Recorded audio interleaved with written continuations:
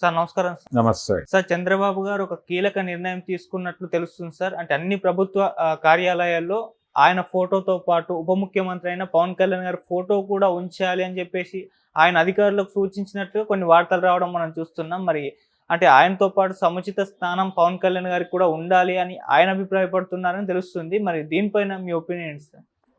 అంటే పవన్ కళ్యాణ్కి ఆ ప్రాధాన్యత ఇస్తున్నట్టుగా ఆయన ప్రపంచానికి ఒక ఇండికేషన్ ఇచ్చే ప్రయత్నం బలంగా చేస్తున్నాడు. కాబట్టి అందులో భాగంగానే ఈ ఆదేశం ఇస్తే ఇచ్చుండొచ్చు. రెండోది, చాలామంది ఆయనకు ఉప ముఖ్యమంత్రిగా తీసుకున్నారు కానీ హోంశాఖ ఎందుకు ఇవ్వలేదు అని మాట్లాడుతున్నారు. అంటే గతంలో కోనేరు రంగారావు గారికి ఉప ముఖ్యమంత్రి పదవి ఇచ్చినప్పుడు ఆయనకు హోం ఇచ్చారు. ఆ పరిస్థితి వేరు. కోనేరు రంగారావు కాంగ్రెస్ మనిషి, ఆయనకు ఉప ముఖ్యమంత్రి పదవి ఇచ్చారు వాంటెడ్గా. అంటే ఆయన దళిత్ కాబట్టి ఇచ్చి ఆయనకు హోం ఇవ్వటం అనేది వాళ్ళు ఒక ప్రివిలేజ్గా చెప్పుకునే ప్రయత్నం చేశారు. ఇప్పుడు చంద్రబాబు గారు కూడా అదే చేశాడు. హోంలో అంటే హోంశాఖను ఒక మహిళకి ఇవ్వటము, అది ఒక దళిత్కి ఇవ్వటము, ఓ దళిత మహిళకి ఇవ్వటం, అదొక అడ్వాంటేజ్. ఎవరు ఆ ఏరియాకి వచ్చి విమర్శించే పరిస్థితి ఉండదు. ఎందుకు హోం ఇవ్వలేదు అంటే ఆయన లోకేష్ని ఇబ్బంది పెట్టాలనో లేకపోతే పవన్ కళ్యాణ్ని ఇబ్బంది పెట్టాలనో ఇలాంటి ఆలోచనలు కాదు. ఆయన చాలా స్పష్టంగా హోం అనేది కొంచెం ముఖ్యమంత్రి గారి పరగణలో ఉండేటువంటి వ్యవహారం. అవునన్నా కాదన్నా హోమ్ మినిస్ట్రీ వ్యవహారాల్లో ముఖ్యమంత్రి గారి ప్రమేయం చాలా ఎక్కువ ఉంటుంది. అందుకని అక్కడ కొంచెం స్వతంత్రంగా వ్యవహరించడానికి ఇబ్బంది ఉండొచ్చు. కొంచెం ఉక్కపోత వ్యవహారానికి అవకాశం ఉంది అక్కడ. సో ఆ ఏరియాలో పవన్ కళ్యాణ్ని పెట్టడం వలన ఆ రకమైనటువంటి ఇబ్బందులు తను ఫేస్ చేసే అవకాశం ఉంది. అదేదో సఫికేషన్గా ఆయన ఫీల్ అవుతాడేమో అనే ఉద్దేశంతో తనకు అర్థం చేయించే, అందుకనే పోర్ట్ఫోలియోలు ముందు ప్రకటించలేదు, కొంచెం టైం తీసుకుని ప్రకటించారు. ఆ ప్రకటించే టైంలో ఈయనకు అర్థం చేయించారు. పాత కాంట్రాక్ట్స్లో ఉప ముఖ్యమంత్రి అంటే హోంమంత్రి అన్న లెవెల్లో లెక్కలేసేసుకున్నారు. కానీ ఆయన స్వేచ్ఛగా తన పరిధిలో తను ఏం చేయగలడో అది ఆలోచించుకుని తన స్పేస్ ఇబ్బంది కాకుండా పని చేసుకునే అవకాశం కల్పిస్తూ ఆ తరహా శాఖలే ఆయన కేటాయించారు. హోం ఇవ్వకపోవడంతో ఏదైనా గ్యాప్ ఉందా, ఈయనే వాంటెడ్గా తప్పుకున్నాడా, ఆయన ఇవ్వలేదా అని చర్చ జరిగింది. కానీ నిజానికి ఆ శాఖలో ప్రవేశించడానికి తనకే ఇష్టం లేదు. తను సెలెక్ట్ చేసుకున్న ప్రకారమే నడిచింది కథ. రెండోది, చంద్రబాబు గారి అభిప్రాయం కూడా అదే. హోం అనేది కొంచెం సెన్సిటివ్ వ్యవహారం, ఆ ఏరియాలో అతను ఉంచడం అనేది అతని పర్సనల్ స్పేస్కి ఇబ్బంది అవుతుంది అనే ఉద్దేశమే. ఆ మేరకు గౌరవభావం ఉంది అతనికి పవన్ కళ్యాణ్ మీద ప్రస్తుతానికి. అందులో భాగంగానే ఈ ఆదేశం కూడా ఇచ్చుండొచ్చు. మొదటి నుంచి చెప్తున్నాడు ఆయన. నిజానికి పవన్ కళ్యాణ్ పోషించిన పాత్ర చాలా పెద్దది. తెలుగుదేశం పార్టీకి అలాగే వైసీపీకి సమాన దూరంలో బీజేపీ ఉంటుందని సోము వీర్రాజు గారు ప్రకటించాడు భీమవరం సమావేశాల తర్వాత. ప్రకటించినప్పటికీ అప్పటికే పవన్ కళ్యాణ్ నిజానికి 3 పార్టీలు కలిసి వెళ్తాయని మాట్లాడాడు. రూట్ మ్యాప్ ఇవ్వండి అని అడిగాడు బీజేపీ నాయకత్వాన్ని.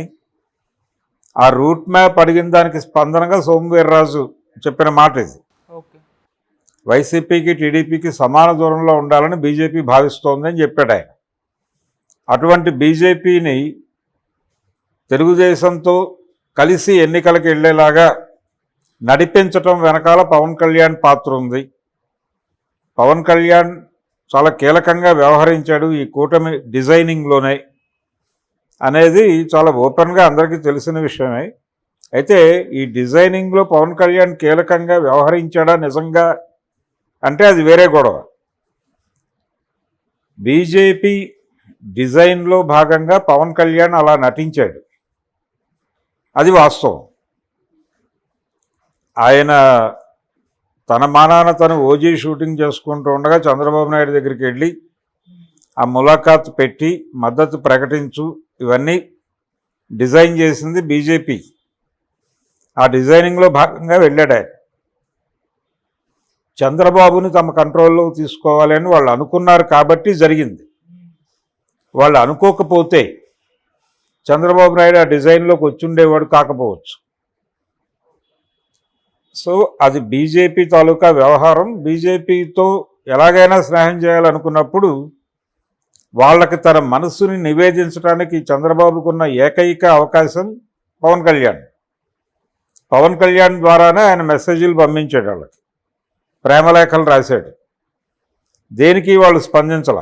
వాళ్ళకి అవసరం అనిపించినప్పుడు మాత్రం అదే పవన్ కళ్యాణ్ ద్వారా ఒక సంధి చేశారు, కూటమి కట్టారు, ఎన్నికలకు వెళ్ళారు, విజయం సాధించారు. ఈ క్రమంలో అంటే పవన్ కళ్యాణ్తో జాగ్రత్తగా ఉండాల్సిన అవసరం చంద్రబాబుకి ఉంది అనడానికి ఇంకొక నిదర్శనం మొన్న ప్రమాణ స్వీకారం రోజు మోడీ గారు పరిగెత్తుకుంటూ వెళ్ళి చిరంజీవిని పలకరించి, చిరంజీవిని పవన్ కళ్యాణ్ని లాక్కొచ్చి ప్రజల ముందు వాళ్ళిద్దరి చేతులు పట్టుకుని పైకెత్తి ఒక అభివాదం చేశారు. ఆ అభివాదం ఏదో ఉత్సాహంగా చేయలేదు ఆయన. దాని వెనకాల ఒక స్కీమ్ ఉంది. చాలా క్లియర్గా వచ్చే ఎన్నికల్లో అంటే జగన్మోహన్ రెడ్డికి చెక్ పెట్టి చంద్రబాబుని రైజ్ చేసినటువంటి మేము వచ్చే ఎన్నికల్లో మళ్ళీ బాబుకు చెక్ పెట్టి జగన్ అలాగే ఉంచి ఇతన్ని రైజ్ చేసి తద్వారా ఈ స్టేట్ని మా ఫోల్డ్లో పెట్టుకోగలము, దానికి చిరంజీవి కూడా సహకరిస్తాడు అనే ఇండికేషన్ని జనాల్లోకి పంపు చేయటం కోసం వాళ్ళిద్దరినీ లాక్కొచ్చి జనాల ముందు నిలబెట్టి రెండు చేతులు పైకెత్తి ఒక అభివాదం చేశాడు ఆయన. ఈ సన్నివేశం మొత్తం కూడా చంద్రబాబు గారు చూస్తూనే ఉన్నాడు, ఆయన సమక్షంలోనే జరిగింది. అందులో పెద్ద ప్రాధాన్యత ఉందిలే అని అనుకునే మనిషి కాదు చంద్రబాబు. ఏ సంఘటన అయినా అది ఎందుకు జరిగింది, దాని పూర్వాపరాలు ఏంటనేది చాలా క్షుణ్ణంగా స్టడీ చేస్తాడు, అవగాహన అవుతుంది అతనికి. ఆ జ్ఞానం ఉన్న వ్యక్తి కాబట్టి చాలా కాన్షియస్గా ఉన్నాడు పవన్ కళ్యాణ్ పట్ల. ఏదైనా జరగవచ్చు అని. ఆ జరిగేదేదో వచ్చే ఎన్నికల కంటే ముందే జరిగితే ప్రమాదం అవుతుంది. అందుకని పవన్ కళ్యాణ్కి ఇవ్వవలసిన గౌరవం ఇస్తూనే ఉన్నాడు. అందులో భాగంగానే ఈ ఫోటోలు పెట్టేటువంటి కార్యక్రమం డెఫినెట్గా తను ఆదేశించి ఉండొచ్చు. అదేదో గాలివార్తో నీలివార్తో అయి ఉండదు. డెఫినెట్గా అలాంటి ఆదేశాలు ఇచ్చే ఛాన్స్ అయితే ఉంది. పవన్ కళ్యాణ్ మీద ఆయనకి చిరాకు ఉంది, లోకేష్కి చిరాకున్న విషయం చంద్రబాబుకు అర్థమయ్యి చంద్రబాబు విషయాన్ని వివరించటం వలన లోకేష్ టోన్ మార్చి పవన్ అన్న అని మాట్లాడటం మొదలుపెట్టాడు. ఆ మేరకు చాలా కాన్షియస్గా ఉంటున్నాడు చంద్రబాబు పవన్ కళ్యాణ్ విషయంలో అనేది స్పష్టం. అందుకని ఆయనకి ఇవ్వాల్సిన ప్రాధాన్యత డెఫినెట్గా ఇస్తాడు చంద్రబాబు. ఎందుకంటే ఈ ఎన్నికల్లో గెలుపు అనేది చాలా కీలకంగా భావించి చాలా రకరకాల ఎత్తుగడలు వేశాడు చంద్రబాబు. ఆ ఎత్తుగడలు ఫలించి ఈ రోజున ఆయన ముఖ్యమంత్రి పదవిలో కూర్చున్నాడు. దాన్ని కాపాడుకోవటం మీద కూడా అంతే శ్రద్ధ ఉంటుంది ఆయనకి. ఆ శ్రద్ధలో భాగంగానే పవన్ కళ్యాణ్ జాగ్రత్తగా చూసుకుంటాడు కూడా. కామెంట్స్ చేసినప్పుడు కూడా అదే ధోరణిలో రియాక్ట్ అయ్యాడు ఆయన. అందుకని ఇప్పటికిప్పుడు ఆయన మీద ఏదో కక్ష సాధింపు చర్యలు అవి డెఫినెట్గా పెట్టుకోరు. ఇతర కార్యక్రమాల మీద దృష్టి పెడతారు వాళ్ళు.